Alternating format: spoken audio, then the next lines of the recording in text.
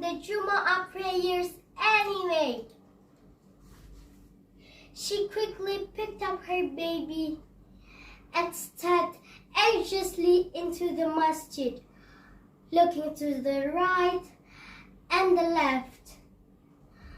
After all, this was the first time she was here. She had just moved to the area and didn't know anybody. As she sat down in the sister's prayer hall with the baby in her lap, her heart was thumping in her chest. Dub, dub, dub, dub.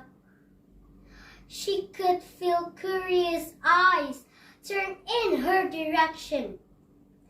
But she started hard at the ground, too nervous to meet their gaze, and tried to concentrate on what the Imam was saying. But the baby was nervous too. He didn't know this new place, all these new faces, all the curious eyes. He had never been in the masjid before.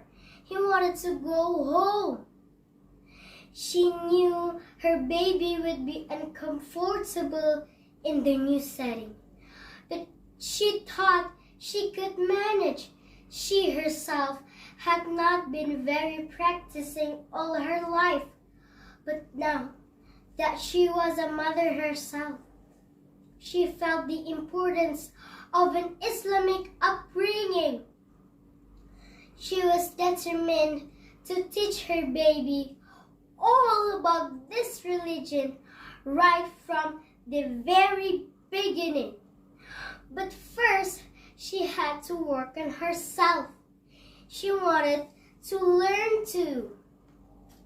She decided that the best place to start learning about Islam would be the masjid, and this was her first visit. But the baby was getting restless, and she could see that he had already started to whimper.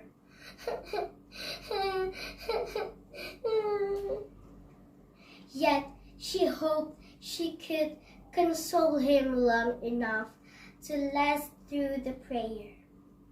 However, much to her dismay, just as the Imam finished the khutbah and said, Allahu Akbar, to start the salah, her baby started crying. At first, it was low wail and a whine. But then, he let it all out. Wah! Wah! She was certainly not prepared for the ear-splitting howl that followed, nor the hysterically loud sobbing that accompanied it. Wow!